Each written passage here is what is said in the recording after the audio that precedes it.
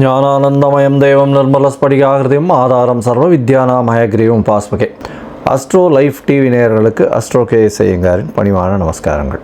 வார பலன் 3/6/2024 9/6/2024 வரை உண்டான வாரத்திற்கு என்னென்ன பலன்கள் மேஷம் முதல் மீனம் வரை அப்படின்றத பார்க்கலாம். அதற்கு முன்னாடி இந்த வாரத்தினுடைய கோல்சாரம் என்ன, இந்த வாரத்தில் வரக்கூடிய விசேஷ நாட்கள் என்ன, இந்த வாரத்தில் வரக்கூடிய எந்தெந்த ராசிக்காரர்களுக்கு சந்திராஷ்டமம், இதை 3 வகையாக பார்க்கலாம்.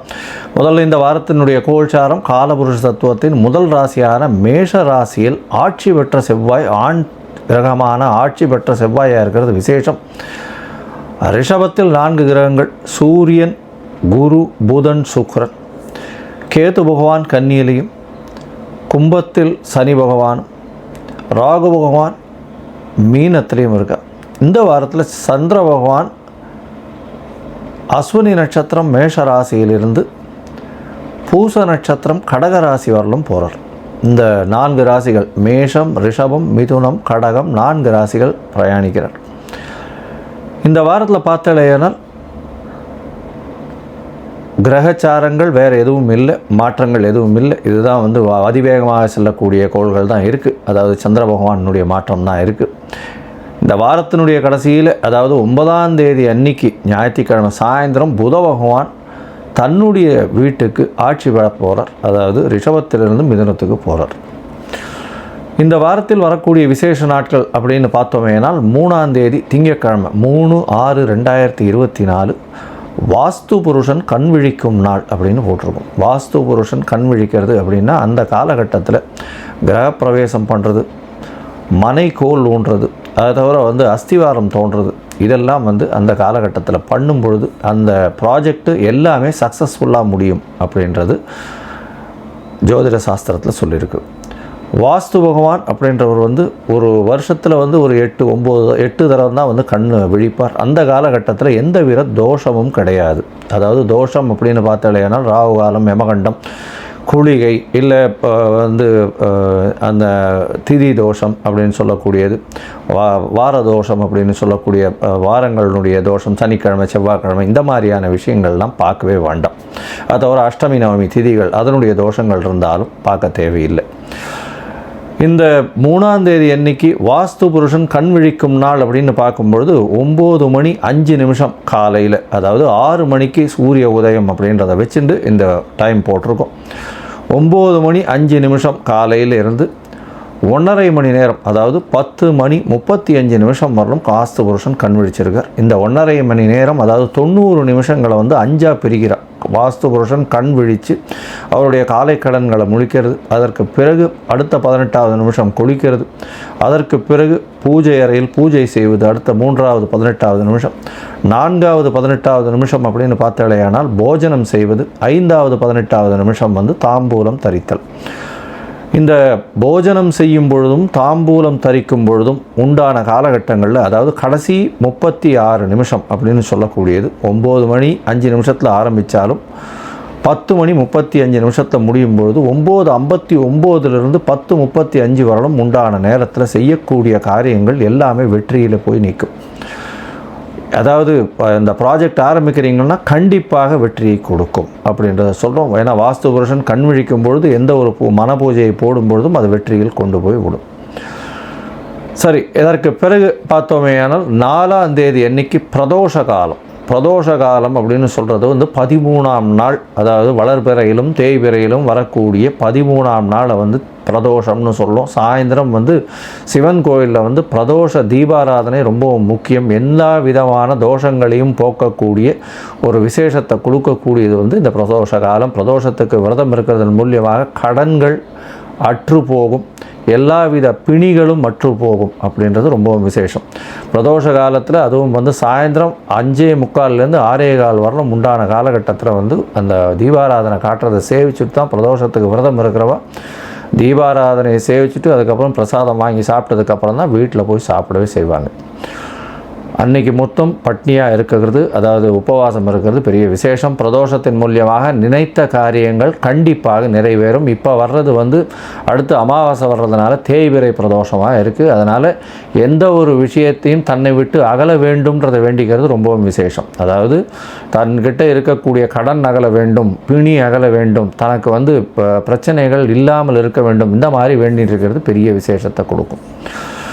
இந்த வாரத்தில் பார்த்தீங்களேனால் 6ஆம் தேதி அன்னைக்கு அமாவாசை, அதாவது சூரியனும் சந்திரனும் ஒரே பாகையில் வரக்கூடிய நாள் அமாவாசைன்னு சொல்கிறோம்.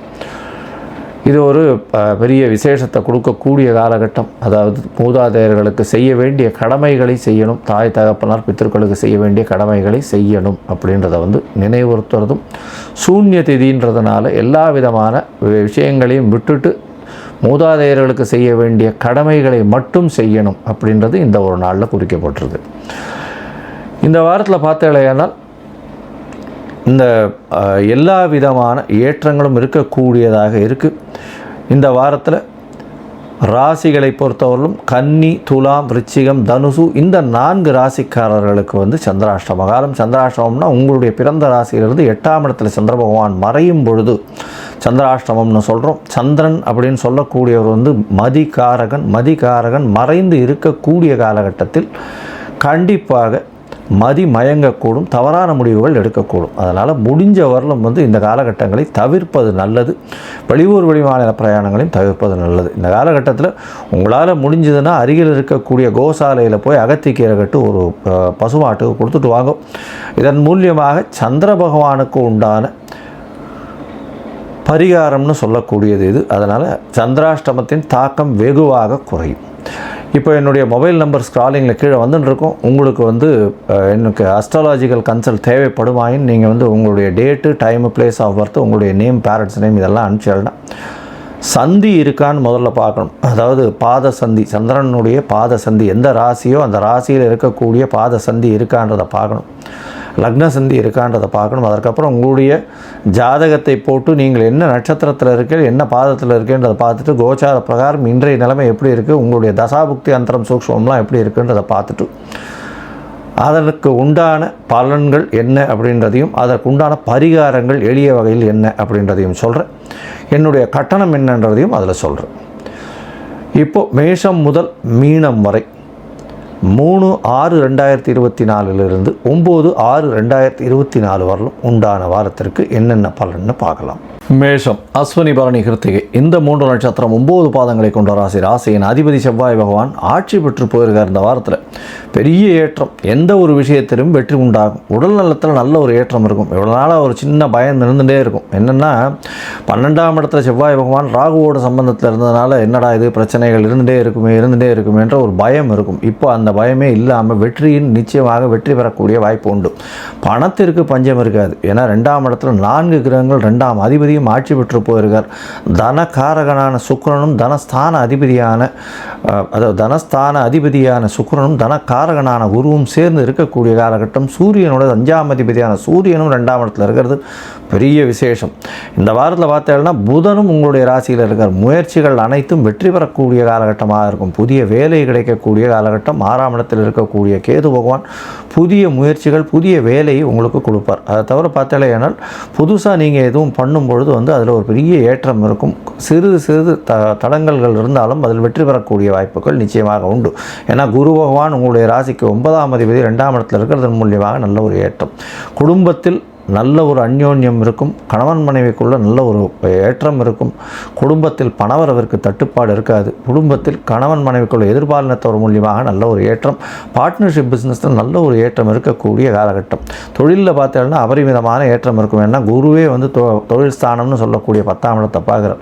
11ஆம் இடத்தில் 11ஆம் அதிபதியும் ஆட்சி பெற்று இருக்கிறது பெரிய விசேஷம். அதனால் எந்த ஒரு தொழிலாக இருந்தாலும் மருத்துவம் சம்பந்தப்பட்டதோ இல்லை இரும்பு சம்பந்தப்பட்ட இன்ஜினியரிங் கான்ட்ராக்டு இந்த மாதிரியான விஷயங்களில் இருக்கிறவாளுக்கெல்லாம் பெரிய ஏற்றம் கிடைக்கக்கூடிய காலகட்டம். அதுவும் சமையல் கலை வல்லுநர்களுக்கு பெரிய ஏற்றம். IAS IPS போன்ற யூனிஃபார்ம் சர்வீசஸில் இருக்கிறவாளுக்கு பெரிய ஏற்றம்.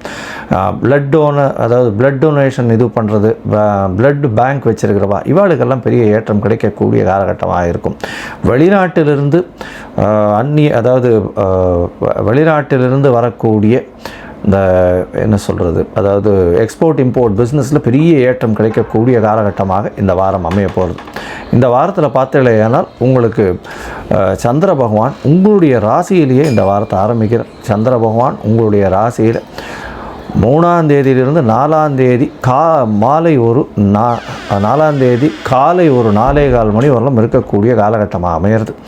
இந்த காலகட்டத்தில் பார்த்தீங்களேனால் சந்திரனும் செவ்வாயும் சேர்ந்து இருக்கக்கூடிய காலகட்டம். அதனால் சந்திர மங்கள யோகம் அமையிறது. சந்திர மங்கள யோகம்னா புதிய வீடு நிலம் வாங்கக்கூடிய வாய்ப்புகள் கிடைக்கும். அதை தவிர தாயின் உடல்நிலையில் நல்ல ஒரு ஏற்றம் கிடைக்கக்கூடிய காலகட்டமாக அமையும். உங்களுடைய ராசிக்கு 2ஆம் இடத்துல சந்திர பகவான் போகிறார். அது 7ஆம் தேதி காலை ஒரு 9:15 மணி வரலும் இருக்கார். 7ஆம் தேதி கார்த்தால ஒரு 9-9:15 மணி வரலும் இருக்கக்கூடிய காலகட்டம். அதாவது சந்திர பகவான் மேஷ ராசியில் 5ஆம் தேதி வரலும் இருக்கார். 5ஆம் தேதி காலை ஒரு 4:15 மணி வரலும் இருக்கார். அதற்கு பிறகு அவர் ரிஷபராசிக்கு போகிறார். அதாவது 2ஆம் இடத்துக்கு போகிறார். 5 கிரகங்கள் சேர்ந்து இருக்கக்கூடிய காலகட்டமாக ஆகிறது. இது மூலியமாக பார்த்தாலேயானால் நல்ல ஒரு ஏற்றம் கிடைக்கும். உங்களுடைய ராசிக்கு 4-5 அதிபதிகள் சேர்ந்து இருக்கக்கூடிய காலகட்டம். 3, 4, 5, 6, 2, 3, 4, 5, 6 அந்த ஒரு ஹாஃப் ஆஃப் த இது ஃபுல்லுமே சேர்ந்து இருக்கக்கூடிய காலகட்டமாக இருக்கிறதுனால பெரிய விசேஷத்தை கொடுக்கக்கூடிய காலகட்டமாக அமைய போகிறது. பணவரவிற்கு பஞ்சம் இருக்காது. பேச்சில் நல்ல நளினம் இருக்கும். எல்லாரையும் பேச்சில் வெல்லக்கூடிய வாய்ப்புகள் நிச்சயமாக உண்டு. உங்களுடைய ராசிக்கு 3ஆம் இடத்துல சந்திர பகவான் போகிறார். அதாவது 3ஆம் இடம்னு சொல்லக்கூடியது மிதுனத்துக்கு போகிறார். இது 7ஆம் தேதி கார்த்தால ஒரு 9:15 மணியிலிருந்து 9ஆம் தேதி மாலை ஒரு 4:45 மணி வரலும் இருக்கக்கூடிய காலகட்டமாக அமைகிறது. இந்த காலகட்டத்தில் பார்த்தீங்களேயானால் உங்களுடைய முயற்சிகள் அனைத்தும் வெற்றி பெறக்கூடிய வாய்ப்புகள் நிச்சயமாக உண்டு. உங்களுடைய தாயின் உடல்நிலையில் சற்று செட்பேக் இருக்கக்கூடிய காலகட்டமாக இருக்கும். இருந்தாலும் வெற்றிகள் நிச்சயமாக கிடைக்கும். இந்த வாரத்தில் உங்களுடைய ராசியின் அதிபதியான செவ்வாய் பகவானே சனி பகவான் பார்க்குறார். இருந்தாலும் வேகம் அதிகமாக இருக்கும். வண்டி வாகனம் ஓட்டும்போது ஜாகிரதையாக ஓட்டுறது நல்லது. உங்களுடைய ராசிக்கு 4ஆம் இடத்துல சந்திர பகவான் போகிறார். அதாவது 9ஆம் தேதி மாலை ஒரு 4:45 மணியிலிருந்து 12ஆம் தேதி அதிகாலை ஒரு 1:45 மணி வரலும் இருக்கக்கூடிய காலகட்டம். இதன் மூலியமாக பார்த்தலையானால் 4ஆம் அதிபதி 4ஆம் இடத்தில் ஆட்சி பெற்று போயிருக்கிறதுனால படிக்கக்கூடிய மாணவர்களுக்கெல்லாம் நல்ல ஒரு ஏற்றம் கிடைக்கக்கூடிய வாய்ப்புகள் மிகவும் அதிகம். இந்த வாரத்தில் நீங்கள் அருகில் இருக்கக்கூடிய முருகன் கோயிலுக்கு போய்ட்டு வாங்க. ஏன்னா செவ்வாய் பகவான் ஆட்சி பெற்று போயிருக்கிறது பெரிய விசேஷம். பவழம் மாலை முருகனுக்கு போட முடிஞ்சதுன்னா போடுங்க. பவழம் ஒரு மோதிரம் வாங்கி போட்டுக்கோங்க. அதை தவிர உங்களால் முடிஞ்சதுன்னா தோரம் பருப்பு தானம் கொடுக்குங்க. இதன் மூலியமாக உங்களுக்கு வரக்கூடிய எந்த பிரச்சனைகளாக இருந்தாலும் நிச்சயமாக வெற்றியை தேடி கொடுக்கும்.